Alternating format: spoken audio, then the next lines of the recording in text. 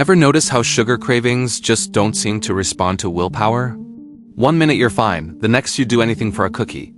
If sugar isn't truly addictive, then why does it feel so impossible to stop eating it sometimes? It's a question a lot of us have asked ourselves, often late at night with an empty pint of ice cream. You know that feeling, right?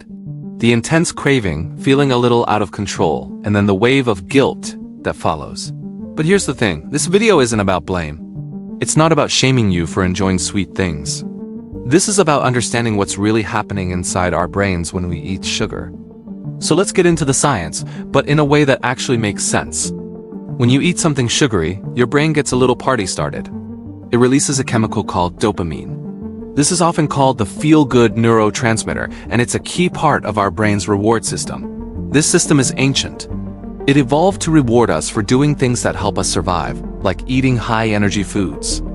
So when you eat sugar, your brain says, "Hey, that was great. Do that again." Over time, this can create a powerful habit loop. The trigger might be stress, boredom, or even just seeing a picture of a cake. The routine is eating sugar, and the reward is that pleasant dopamine rush.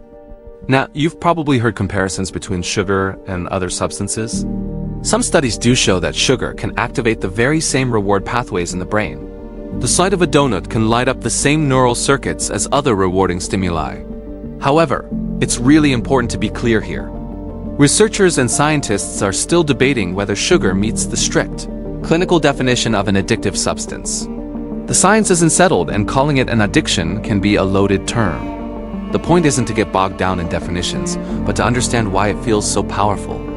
Because the experience is very real for millions of people. It's less about a label and more about the mechanism. Your brain is just doing what it's designed to do, seek rewards. But why does sugar feel so different from, say, eating a carrot? A few things are going on. First, sugar gets into our bloodstream incredibly fast. Think about it. A piece of fruit is sweet, but it also has fiber, which slows down digestion. A soda, on the other hand, is basically just sugar and water. This rapid absorption leads to a quick, sharp spike in your blood sugar. You feel that initial rush of energy, that high. But what goes up must come down. That spike is followed by a crash, leaving you feeling tired, sluggish, and foggy. And what does your brain start screaming for to fix that feeling? You guessed it, more sugar. It becomes a roller coaster that's very hard to get off. There's also a powerful emotional component we can't ignore. For many of us, sugar is deeply connected to our emotions and memories. Think back to your childhood. Birthdays meant cake. Holidays meant special treats. Did you get a cookie when you fell and scraped your knee? We've been conditioned from a very young age to associate sugar with comfort, celebration, and love. So when we feel sad, stressed, or lonely as adults, we often reach for sugar without even thinking about it. It's not a character flaw. It's a deeply ingrained emotional response. It's a learned behavior that's been reinforced for decades. And here's another piece of the puzzle that makes this so tricky: hidden sugars.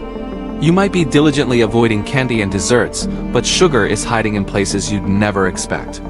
It's in salad dressings, bread, pasta sauces, yogurt, and even things we think of as healthy, like granola bars and fruit juices.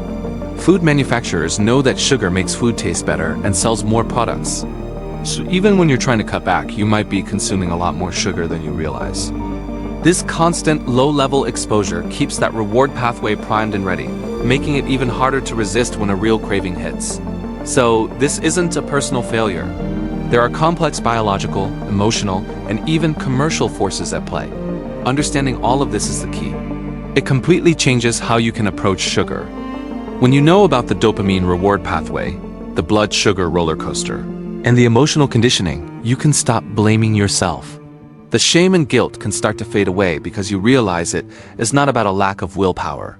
It's about biology and psychology. And with that knowledge, you gain power. You can start to observe your own patterns with curiosity instead of judgment. You can ask yourself, am I actually hungry or am I feeling stressed? What's the real trigger here? This shifts the entire dynamic from a battle against yourself to a process of understanding. Knowledge removes the shame, and that's the first step toward making any meaningful change. If you want more clear, science-based explanations like this to help you understand your relationship with food, take a moment to subscribe to Sugar Revolution.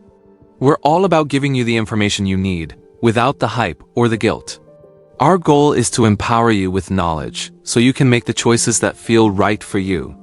We post new videos every week breaking down the science behind how our bodies and brains work. So when you really think about it, the real question isn't whether sugar is technically addictive or not. It's why no one ever explains it this way, and why we're all left to think it's our own personal failing. Thanks for watching.